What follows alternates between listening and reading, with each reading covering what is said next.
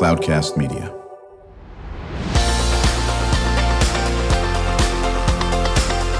Drew Schlosberg Spotlight on the Community Show, amplifying the voices of social impact organizations, entrepreneurs, local nonprofits, and other community champions who shape the culture, creativity, and connectivity of San Diego. Brought to you by Mission Fed Credit Union, bringing good things to San Diego for over 60 years. Learn more about what is good for you and good for all by visiting www.missionfed.com. I'm Drew Schlosberg of Cloudcast Media, and you're listening to another edition of the Drew Schlosberg Spotlight on the Community Show. We're brought to you by Mission Fed Credit Union. So pleased to have in the studio a colleague of mine, Mark Powell. He's the 2024 president-elect for the San Diego Association of Realtors. But Mark and I have known each other in another world he was in, and I appreciate his service. He was a board member of the San Diego County Office of Education, obviously working very closely with the Classroom of the Future Foundation. Mark, how you doing? I'm doing good, Drew.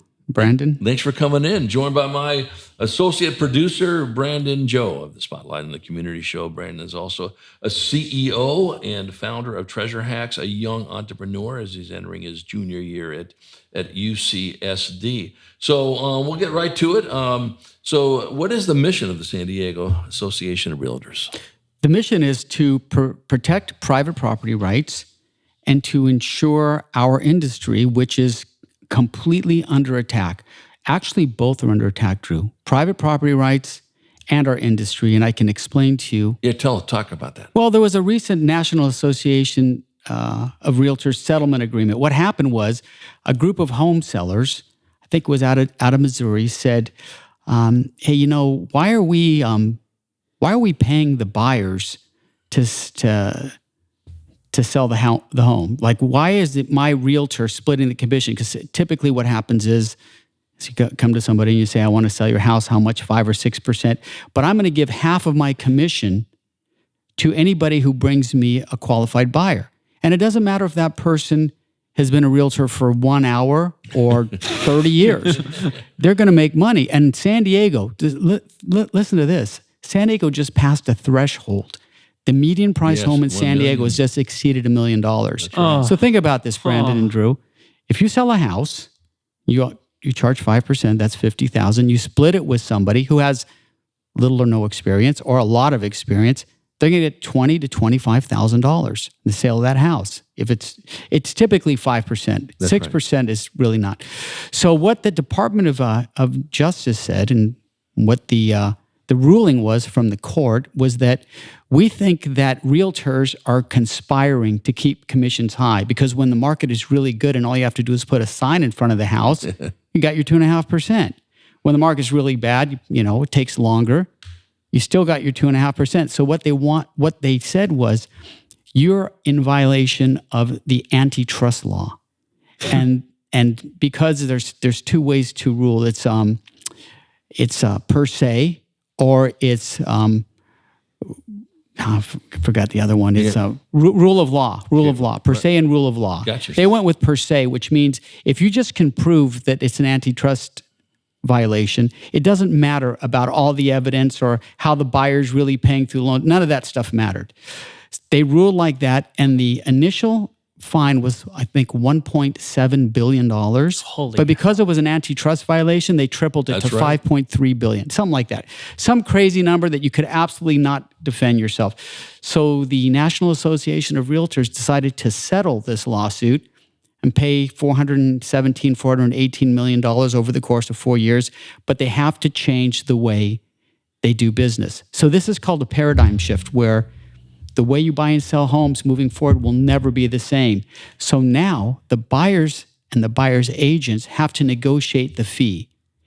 So if you're going to buy a house, you work with your buyer's agent and you have to have a contract, and the buyer's agent might say, okay, if you buy a house from me, I charge 2.5% of whatever the purchase price is. That's $25,000. I'm going to attempt to collect it from the seller, but if the seller doesn't pay me, you're on the hook. So there's these ramifications. This is going to disenfranchise a lot of people, because most people who are buying a home just have enough money for their down payment. Right. Where are they going to get $25,000 to pay a realtor? Especially people that don't have money. They're going to be disenfranchised because they say, I don't have that much money. So they'll end up probably going to the listing agent, asking the listing agent to represent them. Then they create something called a dual agency, which is, it can be done. But how can you represent the seller and the buyer at the same time? It's kind of like the prosecution representing the defense. How is that going to work? And those situations are where you get a lot of the lawsuits because the seller says I wasn't represented, a buyer says I wasn't represented. So it's creating. Is it happening now?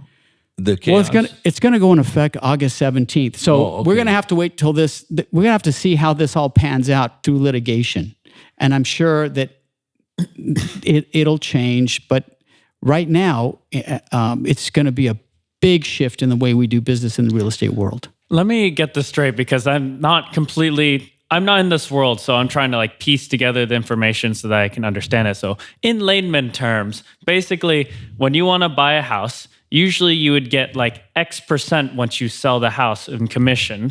Okay, correct? Correct. And so right now what they want to do is take that away, correct?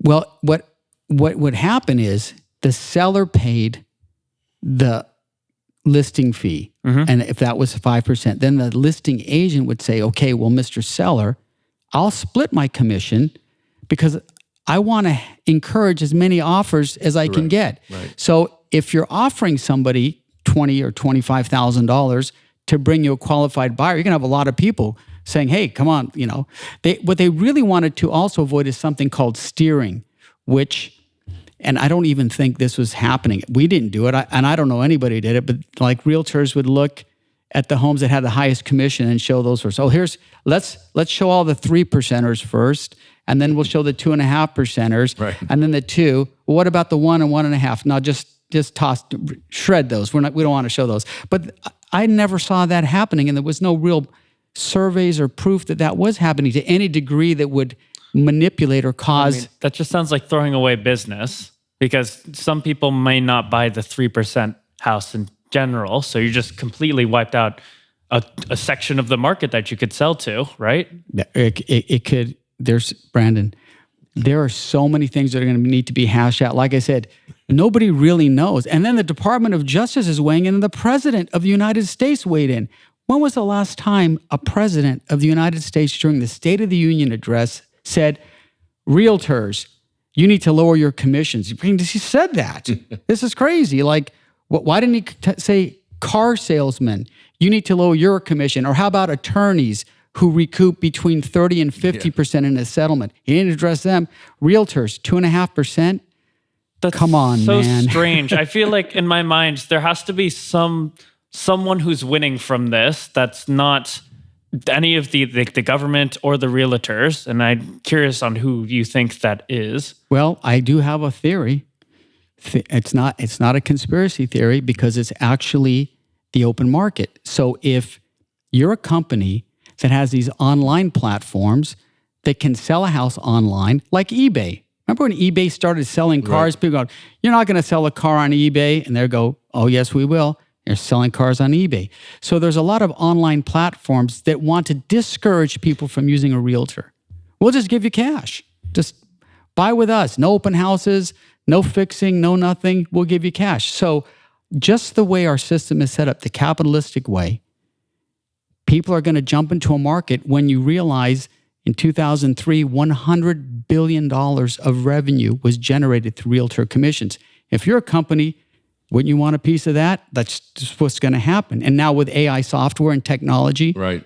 We're going to find out August 18 what this thing looks like. If not on August 17, we're chatting with Mark Powell. He's the 2024 president-elect for the San Diego Association of Realtors. I'm Drew Schlosberg. As you're listening to another edition of Drew Schlosberg Spotlight on the Community Show, we are the nation's longest-running community podcast, now in our 18th year, brought to you by Mission Fed Credit Union for 6 decades, doing great things for folks living in San Diego County, joined by my associate producer, Brandon Joe. He's also the CEO and founder of Treasure Hacks. Mark, listen, you just mentioned we hit a threshold, median house price in San Diego County is, for the first time ever, has hit $1 million. If I'm not mistaken, we're the only second county in California that's hit this. Orange County hit $1 million also. Is that right? That's right. You're good. You read the paper. I did. Yeah, exactly. I read the same article. We're tied. Yeah, that's right. We're tied with Orange County. Exactly. And Orange County is expensive too. Exactly. Why are houses so expensive in San Diego County? This is real simple. Inventory. Because supply and demand. Supply and demand. Yeah. Okay, so we're 100 housing units short of where we need to be. And government keeps coming up with ideas to how to solve this issue. And remember what Ronald Reagan said? Government is not the solution. Government is the problem.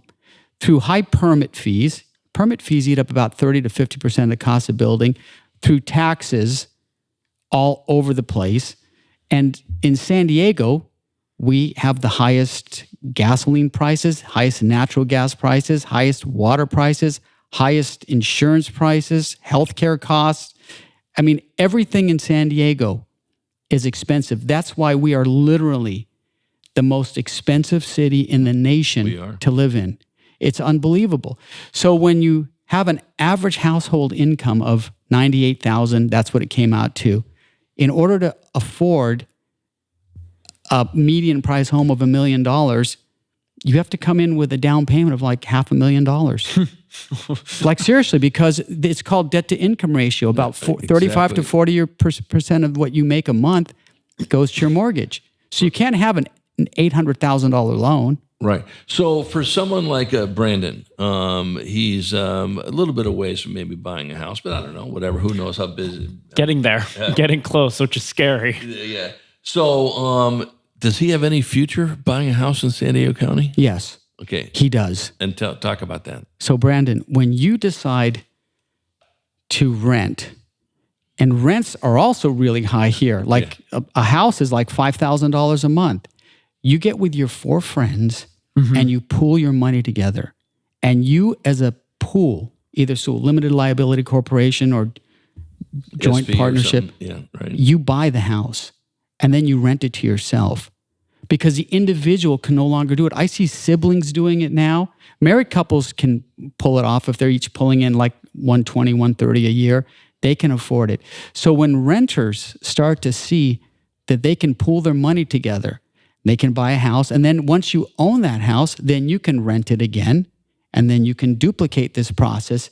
You can do it as many times. Then you become like a corporation of renters with your close friends, and then if somebody wants to cash out, they can sell their share. There's all sorts of different ways to hold title. Yes? I was just going to recap that in layman terms to make sure that I got that, because this is something that I probably should know. So essentially, LLC with a bunch of your friends, buy a place, rent it to yourself. So like, let's say like one person specifically, they rent it to themselves.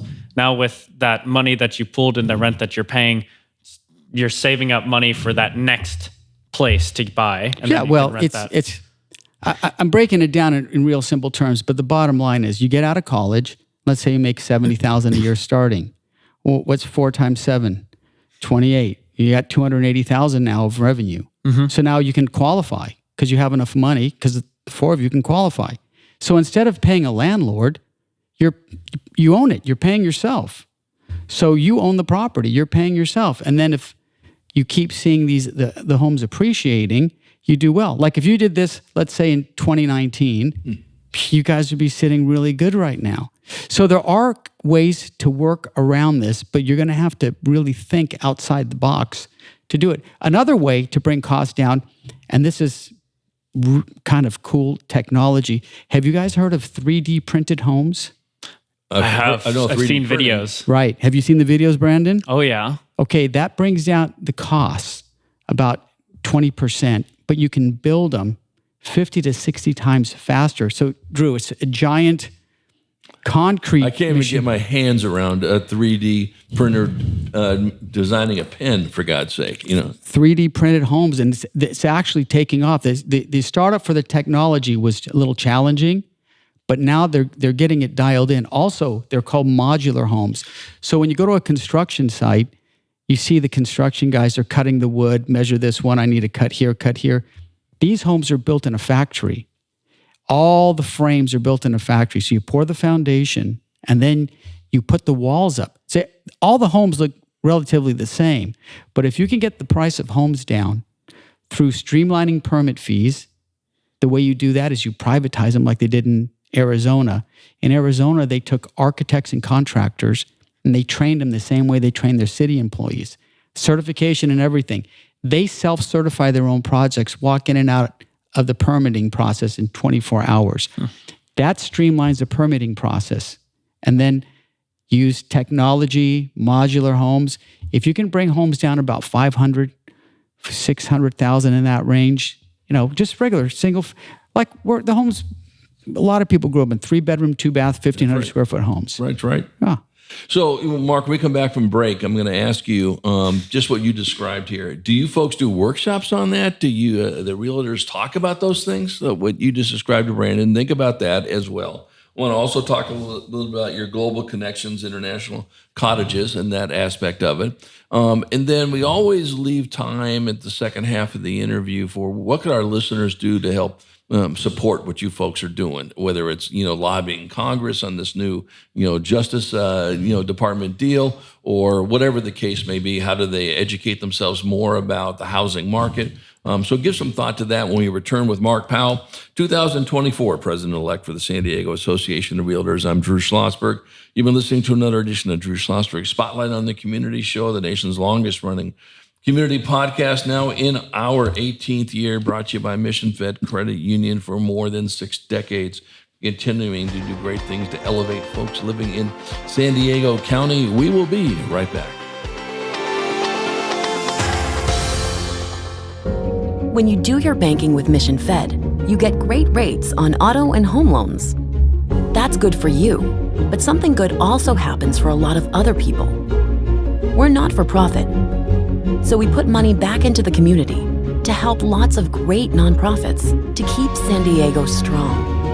So you're not just getting something good, you're doing something good. Come to Mission Fed. It's banking that's good for all. Brand amplification is the DNA of Cloudcast Media, and our code is the powerful blending of sound, voice, and storytelling to lift local brands and their communities. Whether it is our Brandcast, Schoolcast, or Causecast platforms, the unifying ethos is all about this community, the one you call home. If you dare to dream and want to explore the brand amplification of Cloudcast, a national leader in local podcasting and other Winfluence strategies, please visit us at cloudcast.us.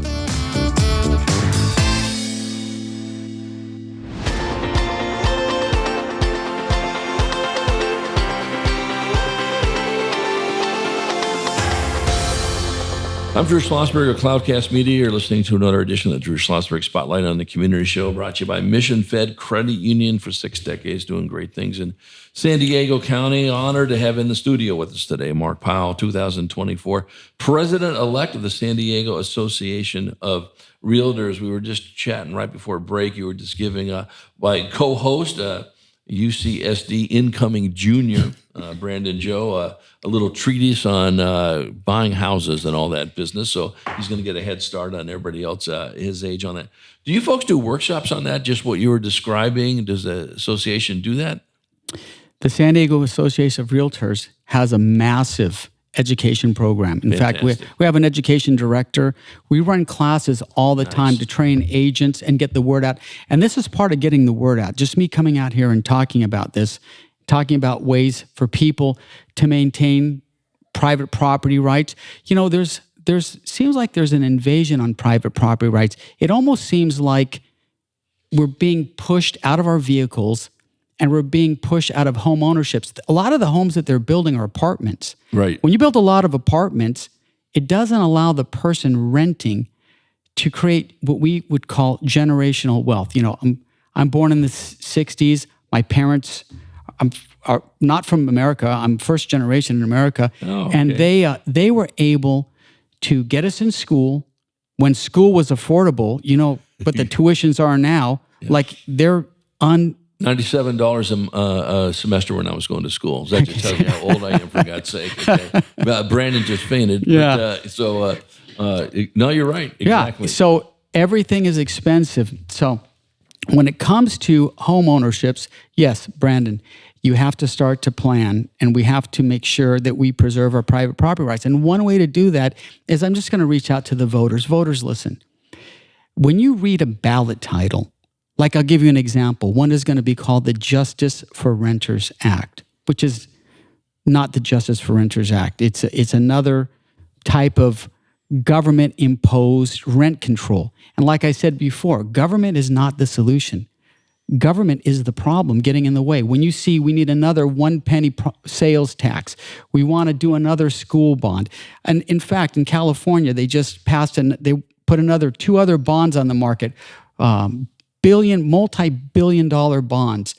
Every time you vote for something that is going to take more money out of your pocket, it means that your debt-to-income ratio is going to be worse, and it's going to make less people able to qualify for home. So just make sure that you understand what you're voting for. If you like the way government is spending our money, fine, vote for more taxes. But from the polling that I've seen, I don't think people are very happy paying more taxes. And that's why they call them permit fees, because you can't call it, we're going to do a gas meter installation tax or a water meter installation tax. They go, this is a permit fee. Well, the permit fees might be $10,000, $20,000, $30,000, but that's just for the permit. That's just to get your driver's license. It doesn't count. Okay, I still got to buy the car. I still got to pay the insurance. It's like, that's just to get the license to do it.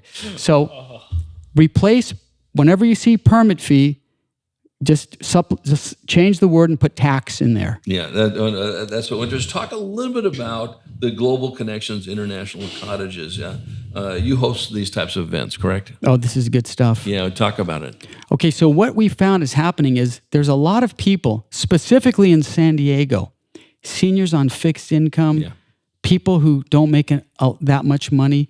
They're now purchasing condos in Tijuana, in Mexico, in Rosarita. And the properties there are far less expensive than they are in San Diego. However, Americans are driving up the prices now in Mexico. This is the reverse. We see all of these people coming across the border because they want to come to America for a better life, for opportunity. Now it's changing.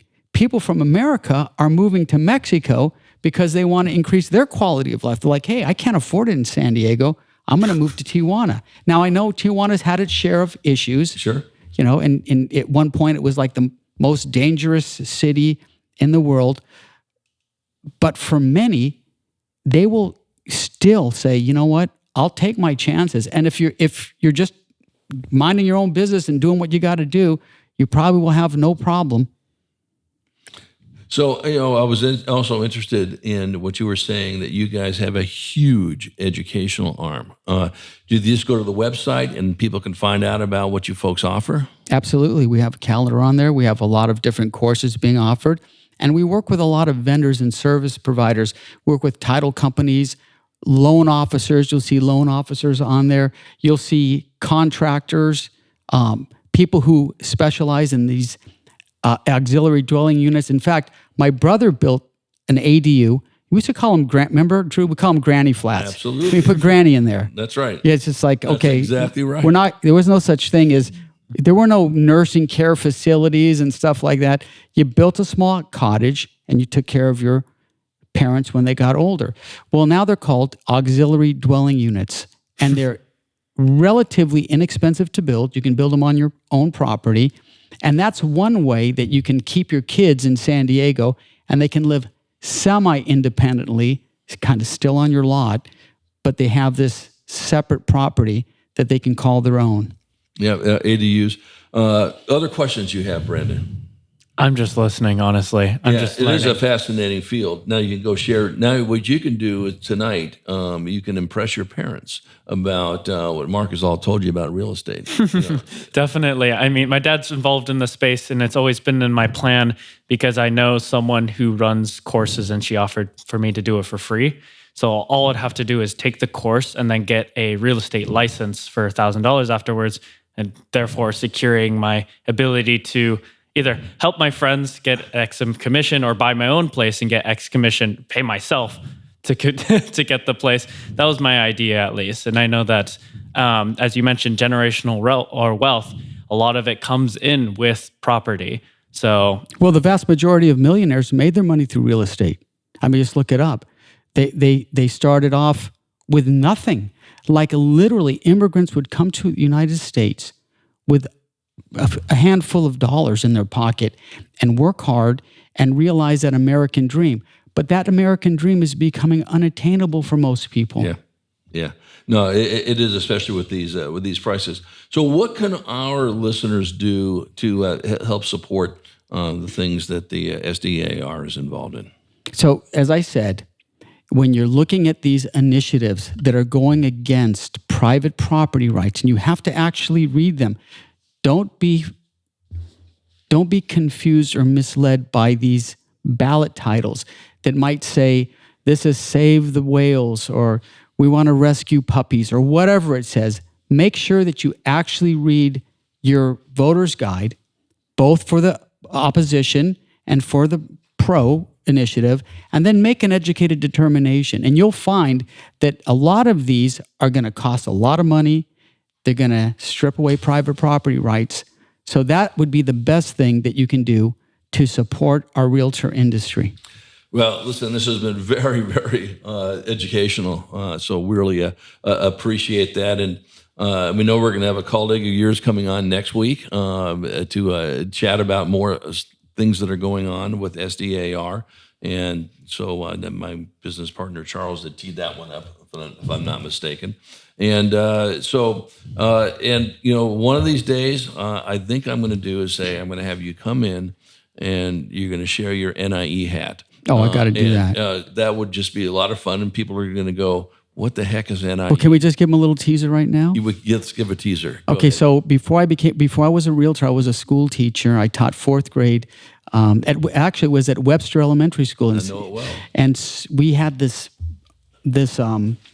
educational tool. It was called Newspapers in Education. So every Thursday, Tuesdays and Thursdays, they would drop off about 30 newspapers. That's when you'd actually get newspapers. They were bundled up with a string, and there was an educational component in this paper. It's called Newspapers in Education. And my friend here, Drew, put this together, and it was 100%. You're talking to a guy who's got like 30 years in education. This was one of the best educational instructional tools that anyone in the elementary school level could use. You could also use it at the higher levels. And the paper, like you said, Drew, was written at 11th grade. It is.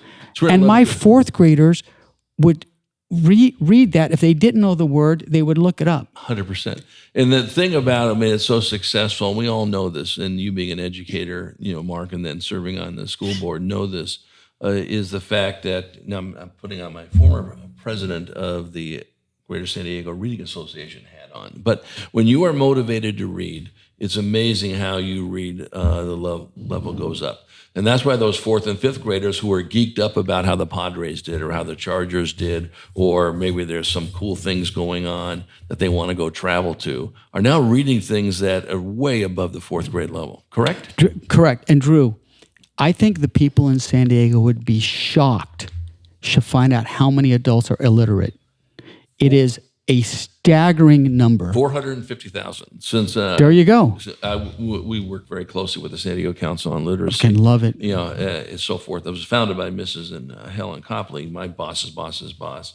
at the time. And it goes hand in hand with this. So we have just teased you with newspaper education. Mark Powell will take off his SDAR hat and put on his Webster Elementary School teaching hat. I'll go back and put my newspaper and education hat back on, and we're going to have some fun. How's that sound? That sounds great. Let's do it, because I think that if there's some way to get this back into the school system, maybe we should work and see if we can make it happen. I think that's great. Mark Powell, so good chatting with you. Mark is the 2024 President-elect for the San Diego Association of Realtors. I'm Drew Schlosberg. You've been listening to another edition of Drew Schlosberg Spotlight on the Community Show, the nation's longest-running community podcast. Now in our 18th year, brought to you by Mission Fed Credit Union for 6 decades. Just doing great things for people living in San Diego County. Thank you so much. Brandon Joe, associate producer of the Spotlight Show and the CEO and founder of Treasure Hex. We hope you enjoyed the interview. You've been listening to an episode of Drew Schlosberg's Spotlight on the Community Show, amplifying the voices of social impact organizations, entrepreneurs, local nonprofits, and other community champions who shape the culture, creativity, and connectivity of San Diego community. Brought to you by Mission Fed Credit Union, bringing good things to San Diego for over 60 years. Learn more about what is good for you and good for all by visiting www.missionfed.com.